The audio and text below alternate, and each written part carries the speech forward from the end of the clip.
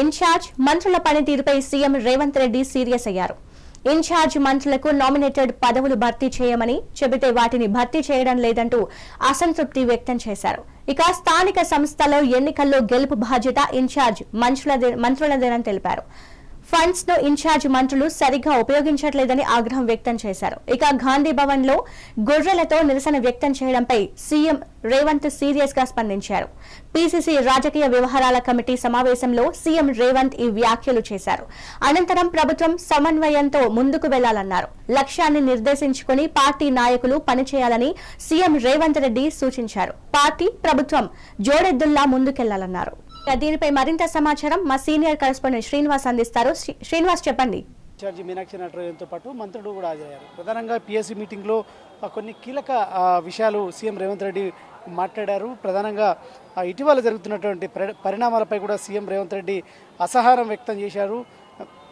ఏదైతే మంత్రి పదవి కోసం గాంధీ భవన్ ముందు ధర్నాలు చేయించడం ఏంటి నాన్సెన్స్ అంటూ కూడా ఆయన మండిపడ్డ పరిస్థితి కనిపిస్తుంది. ప్రధానంగా అంటే నిన్న గాంధీ మంత్రి పదవి కావాలంటూ కూడా పెద్ద ఎత్తున గొర్రెల్ని ఇక్కడ తీసుకొచ్చి ధర్నాలు కూడా చేశారు. ఈ నేపథ్యంలో కూడా ఎవరు ధర్నాలు చేయించాలనే అంశంపై కూడా ఇప్పటికే ఆరా తీసిన నేపథ్యంలో కూడా వారిపై సీఎం రేవంత్ రెడ్డి మండిపడ్డారు.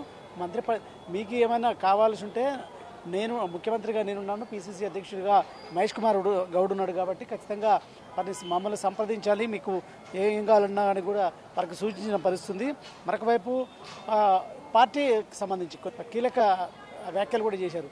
ఏదైతే ఈ పీసీసీ కార్యవర్గంలో ఉన్న వారికి రెండవ జాబితాని సిద్ధం చేయండి, ముందు అందరికీ పని అప్పగించండి, పని చేసే వారిని ఒక జాబితా, పని చేయని వారిని ఇంకో జాబితాని సిద్ధం చేయండి.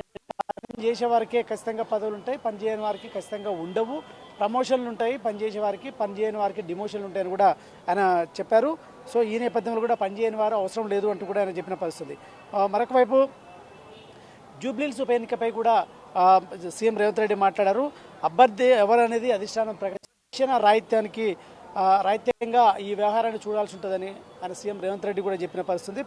పార్టీలో క్రమశిక్షణ ముఖ్యం. ఇంకా జూబ్లీహిల్స్ ఉప ఎన్నికపై కూడా హైకమాండ్ నిర్ణయం తీసుకోలేదు, నిర్ణయం ఖచ్చితంగా తీసుకుంటుంది.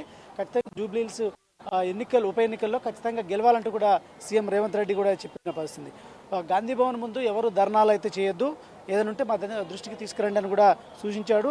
ఇంకొక వైపు దీనికి సంబంధించి అంటే ప్రధానంగా పిఎస్సీ మీటింగ్లో గ్రౌండ్ స్థాయిలో అంటే గ్రామ స్థాయి నుండి పార్టీని బలోపేతం చేయాలి, అదేవిధంగా లోకల్ బాడీ ఎన్నికలపై కూడా సీరియస్గా దృష్టి సారించాలి.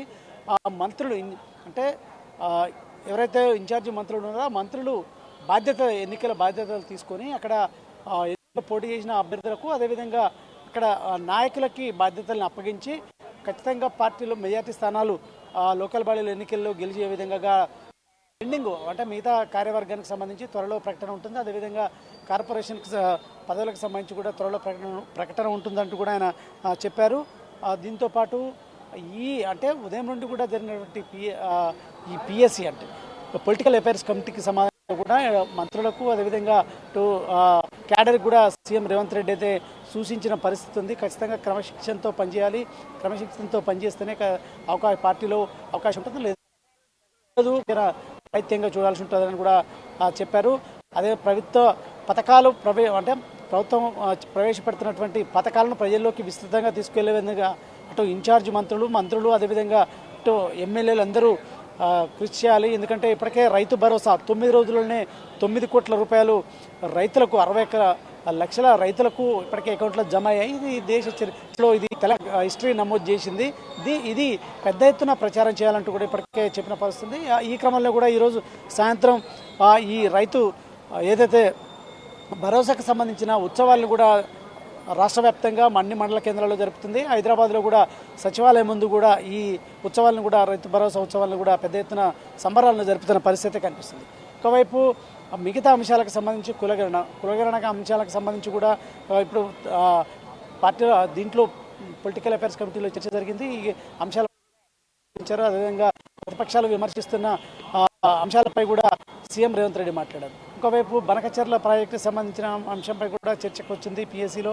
సో అవి ప్రధానంగానైతే ఏం చేసింది, ఎన్ని వేల కోట్లు ఖర్చు పోయాయి అంటే ఇప్పటికే తెలంగాణ ప్రజల కోసం 9 కోట్లు ఇప్పటికే ఖర్చు పెట్టి పెద్ద ఎత్తున ఇది అన్ని ప్రచారం చేయాలని కూడా ఇప్పటికే చెప్పిన పరిస్థితి అయితే ఉంది. సో ఈ చర్చ ఆధారంగా ఇంకోవైపు ఇప్పటి నుండి ఏడాదిన్నర కాలంలో ఏ సంక్షేమ పథకాలు ప్రవేశపెట్టాము, ఏ సంక్షేమ పథకాలు అమలు అయ్యాయి, ఏ విధంగా ఉన్నాయి అనే అంశాలపై కూడా చర్చ జరిపారు. దీన్ని గోల్డెన్ పీరియడ్గా కూడా పరిగణించాలంటూ కూడా ఇప్పటికే పిఎస్సిలో తీర్మానించారు. దీంతోపాటు